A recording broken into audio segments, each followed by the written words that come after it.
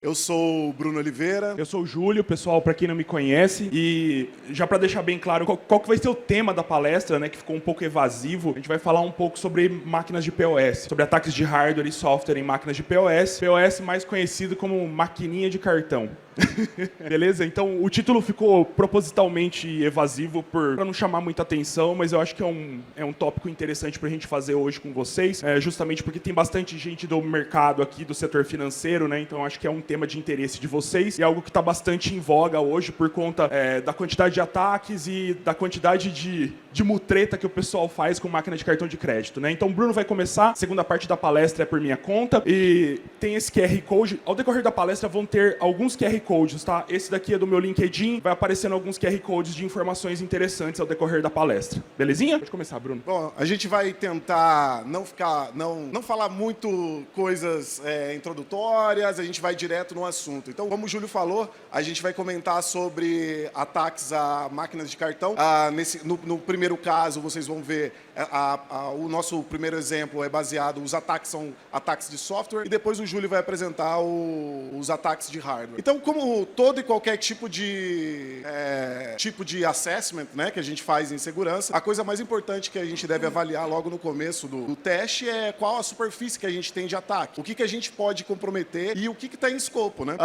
No nosso caso aqui, o primeiro caso, a gente tem o software, né? Então, daqui a gente vai ter o sistema operacional, o próprio aplicativo, os serviços, o aplicativo mobile, o que eu coloquei ali, e é claro, todos os servidores envolvidos nas operações aí de transação da máquina. Se a gente for para uma segunda, conseguir separar um pouco essa parte da máquina, a gente vai cair na comunicação, né? Então nós temos todos esses protocolos que geralmente estão habilitados nas máquinas de cartão, além da própria comunicação durante o próprio serviço, né? Durante a própria transação, a conversa com os servidores, o que esses servidores estão oferecendo para o dispositivo acessar. Então tudo isso ele é englobado nessa metodologia. Então o que vocês vão acabar vendo aqui é o passo a passo de como a gente conseguiu acesso a essas duas diferentes máquinas. Porém, eu acho que o mais importante do que isso é avaliar a metodologia de como foi feito. Porque daí vocês conseguem replicar os resultados ou até mesmo utilizar qualquer parte dessa metodologia nos seus próprios testes. E eu acho que é isso que é válido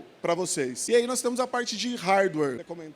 Um ponto interessante sobre a parte de hardware é que justamente tem muita empresa que vem contatar a gente para entender se um dispositivo, uma POS que eles estão utilizando no momento ou que eles querem adquirir para utilizar como a máquina de cartão de frente dessa empresa, dessa financeira, né, dessa empresa financial. Então tem muitas empresas que trazem essa dúvida para a gente perguntando, olha, Júlio, Bruno, esse modelo específico aqui de uma vendedora, sei lá, de uma revendedora chinesa ou, enfim, de outro local, da Alemanha, por exemplo, o quão seguro é o hardware dessa máquina, né? Quais são os pontos de acesso que essa máquina tem? Vocês conseguiriam, por exemplo, fazer um bypass no sistema de anti-tamper? Vocês conseguiriam, por exemplo, abrir essa máquina ou ter acesso a algum microcontrolador ou alguma comunicação dessa máquina sem disparar um mecanismo de anti-tamper? Talvez conseguir recuperar informações da memória dessa máquina, informações que foram gravadas ali, que não foram deletadas, que não foi feito um processo de wipe, por exemplo, de informações, e também trilhas de comunicação, como eu vou mostrar para vocês ao decorrer dos slides. Então tá.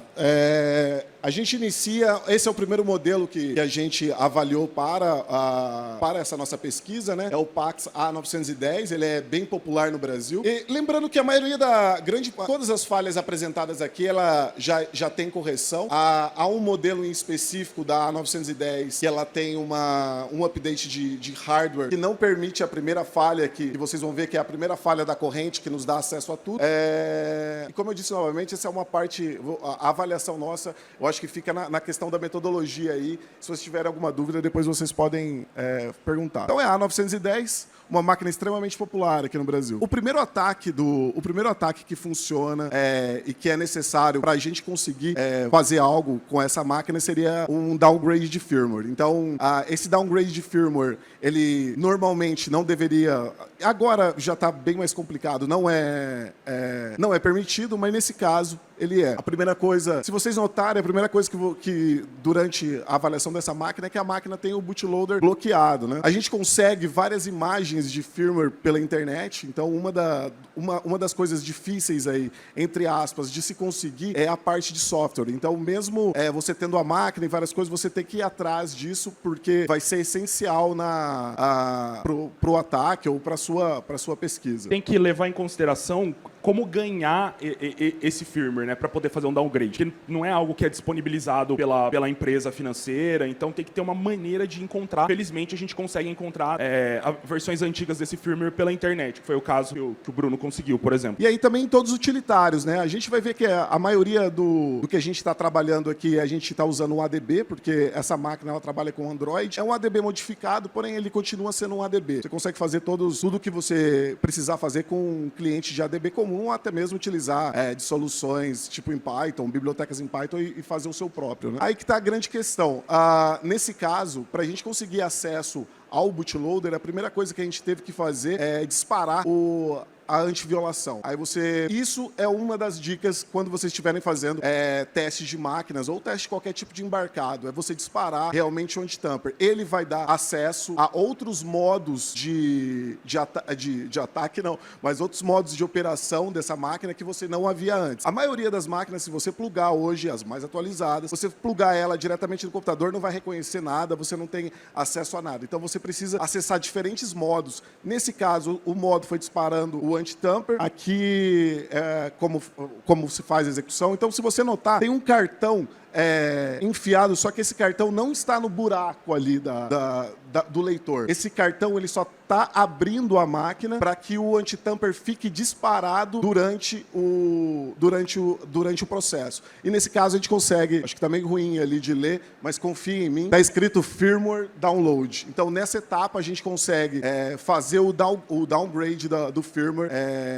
A gente consegue fazer o downgrade do firmware para um firmware que está desatualizado e cheio de vulnerabilidades, como vocês vão ver. Então, como eu disse ali, o takeaway dessa parte é sempre triguem, se vocês tiverem oportunidade, sempre triguem a parte de anti-tamper para descoberta de novos modos. Uma coisa interessante para se notar é que o sistema de anti-tamper em máquinas que são mais caras, ele tende a ser um soft tamper. Então, ele tende a ser um sistema que vai apagar as chaves criptográficas da máquina, mas ele não vai inviabilizar a máquina.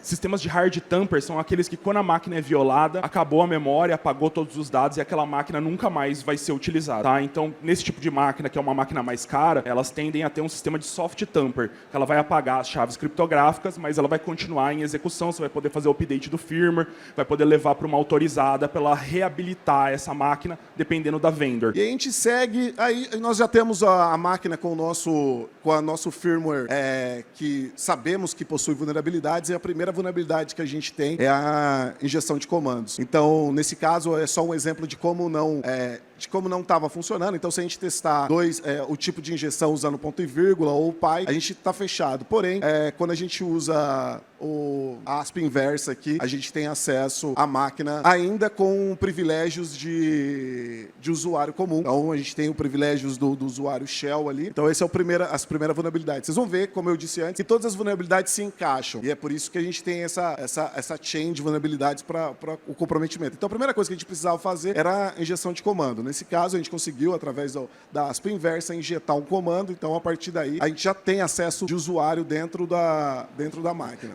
E observem a simplicidade, né? Basicamente, um ataque onde você faz um injection, né? Um command injection e consegue passar o resto do comando. É simplesmente com uma aspa simples, né? E, então, é uma das coisas que a gente sempre fala, também sempre teste injeção de comandos durante a comunicação aí com a sua máquina e talvez você encontre alguma coisa. A escalação de privilégio. Quando a gente estava avaliando esse sistema, a gente acabou achando esse comando e esse comando nos traz a vulnerabilidade, né? E nos traz o benefício ou a feature de executar comandos como administrador, nesse caso, root. Então a gente faz a chamada nele, no com service, e a gente consegue fazer a execução de comando como se fosse root. Nesse caso aqui, deixa eu voltar. Então nesse caso aqui eu não coloquei o exemplo, porque aí a gente vai seguir o exemplo mais para frente. Então, geralmente, os binários não são estripados, né? E eles não possuem nenhum tipo de... Geralmente não possuem nenhum tipo de proteção contra a corrupção de memória. Então, é sempre uma boa ideia fazer a engenharia reversa desses binários. Talvez tanto para você aprender, né, o que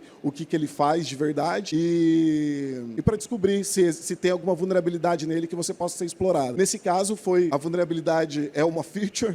A gente consegue executar ali comando como usuário, como administrador. Só que, como todo Android, mesmo você tendo administrador, se você ainda nós temos uma proteção contra a instalação de aplicativos no dispositivo. Você sendo root, não só, se você só fosse root e não tivesse nenhuma outra vulnerabilidade dentro da máquina, você ainda não seria capaz de instalar um aplicativo ou qualquer outro aplicativo que não esteja assinado dentro da máquina. Nesse caso, a gente tem outra vulnerabilidade, que é E aqui eu demonstro que se você executar a vulnerabilidade em si, é você copiar o seu APK para dentro do data/app e você vai conseguir instalar seu aplicativo e ele vai instalar automaticamente. Se vocês derem observado ali, a gente está tentando executar o comando como usuário comum e a gente tem o deny, né? A gente não consegue essa cópia. Porém, através de uma chamada utilizando a nossa vulnerabilidade, a gente consegue chamar o serviço ali e